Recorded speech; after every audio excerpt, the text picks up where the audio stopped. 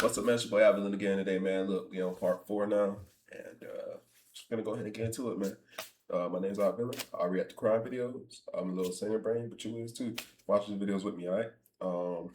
Just go ahead and get into it, bro. Type shit. If you do any of these crimes, click off my video. Don't need you getting no more ideas.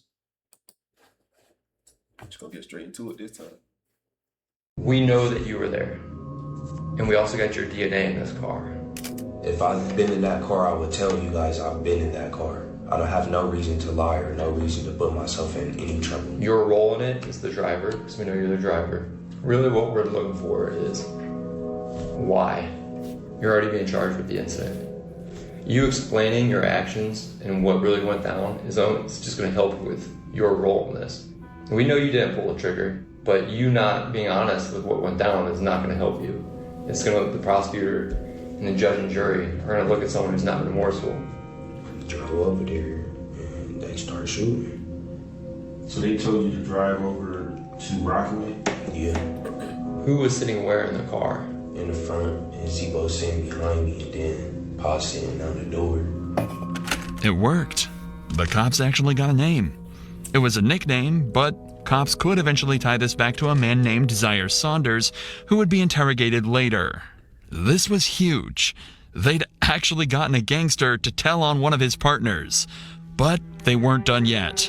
They knew he still had more information, and they weren't going to stop putting on the pressure now. We got to go back to who was in the car with you. I know you know Zebo. Pa, you say you just know him by Pa. Do you know his real name? Okay. And the third person, you're saying how often have you seen him? Would you be able to identify that last person by a picture? Jeremiah physically looks defeated. He's avoiding eye contact and is hunched over. He likely never saw himself giving up the names of his partners, but that's exactly where he found himself. The cops... So you mean to tell me if I was hunched over like that, I mean, my back already like, I always sit like that anyway. So if I got that posture, then what? I'm guilty? I don't like how they be doing that type of stuff, bro. Cause I'll be thinking like, what if I'm in that situation and I ain't do shit, but they thinking that my body language off because I'm sitting a certain way or I'm doing certain things. Like me, I shake my leg uncontrollably all the time. And I be seeing some of these videos, people be doing that type of stuff and fucking maybe like, oh, look at his body language. Like, bro. I don't know. I don't like that type of shit. I mean, I guess, whatever, the fuck. I ain't gonna be in that situation, hopefully. however, are over the moon, even managing to get descriptions of the people he doesn't know the names of. They ask a few more questions before leaving him alone for a minute to prepare their next move. However, on their return, they didn't expect to see Jeremiah, a once tough and unbreakable gang member, to cry because of what he'd done. Would you say his first name was what? Darian. Is this him? Do you want some tissue, man? I need a purple, yes or no, if that's him. Yeah. So let me get a tissue.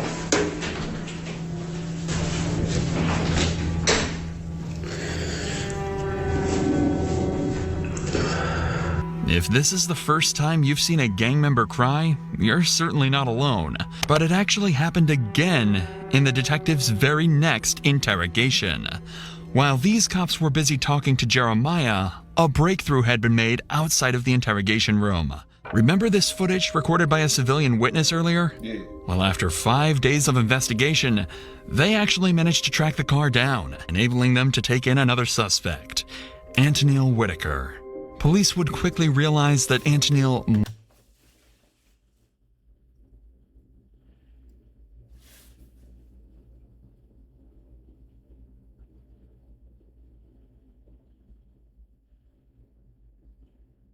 What city they said this was in? I think I know him from school.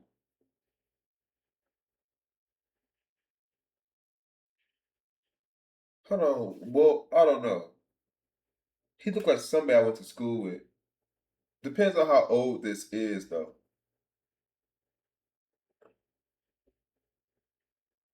I don't know. I don't know. Did they say his age? Police would quickly Antonil Whitaker, them to take in another suspect, Antonil Whitaker. Police would quickly realize that Antonil might be even more important than Jeremiah as a suspect. He's a supposed member of the BBM gang, and believed to be one of the suspects that initiated the shootout. The thing is, he's just 17 years old. Okay, never Since mind. there's still some information even Jeremiah mind. couldn't give them, they figured they might be able to scare him into giving up everything he knows. And their first idea is an unconventional but possibly extremely effective method: a call home to mom.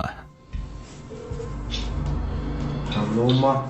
This is really, really serious now. You need to put yourself wherever you was and get to telling with your part as much as you can, because you can't take the blame for this, and this was not you. You shouldn't be sitting there. They know it's your car. You can't get out of that. You better than this. Antonil doesn't even seem to feel like following his mother's advice. Despite the fact that they know it was his car, he's claiming that someone else was actually driving it that day. And even more unfortunately, he'd forgotten exactly who. Listen to his story and see if you believe it as much as the detectives do. So you saying you were at home. No, like the whole day? Someone took your car somehow, brought your car back, gave you the keys back or whatever, and then so you could take your sister home. That doesn't make sense, man. You know a jury, you know a judge. They're not. I'll be honest with you. I mean, what you're giving is not even a good statement. It's not even a good lie. That's why it'd probably be easier for you to tell the truth. You see, about an hour after the shooting, Antonil was confirmed to have used his car to pick his sister up from an event, meaning it was clear that he was still in possession of it. But that didn't faze Antonil, and despite how many questions police asked him, he refused to give up anything. How this works, you might already know this from TV, but I mean it's kind of accurate. We're going to compare your DNA to the DNA on the shell casings that we collected on scene. Is there any reason your DNA is going to be on there? Because if there is, you've got to explain that. You said no, or I don't know. Who got in the car with you at all these? If you're saying your DNA is not going to be on those shell casings, right? And you're saying you weren't driving, who did you let drive your car? Believe it. I don't always say. But right now it looks like it's on you. They're trying to force a confession out of him by telling him that if he'd been in physical contact with any of the evidence tied to the murder, they would find out and he would get sentenced. And they're not lying either. When you touch anything at all, you leave behind skin cells, sweat, small hairs, or even oils that can quickly be traced back to you. Meaning, if Antonil had touched the car, the bullets when loading his gun, or anything else related to the murder, police would find out.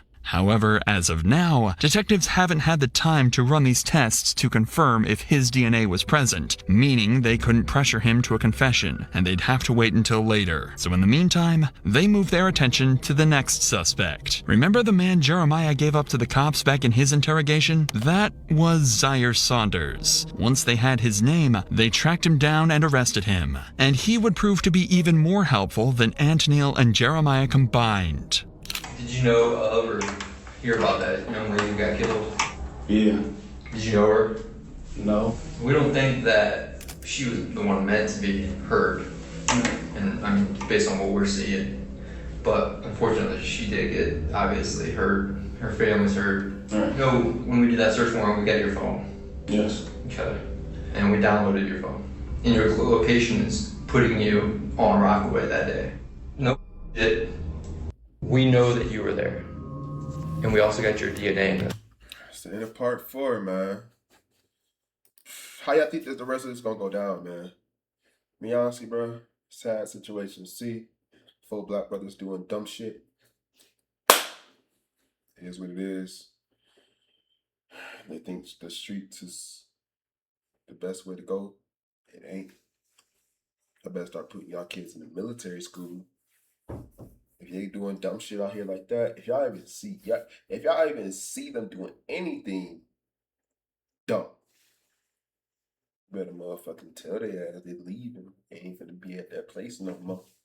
For real. You probably won't know, but if they get into a lot of trouble, you might want to watch their ass. For real. Y'all ain't doing a good job as parents, bro. That's all I'm gonna say.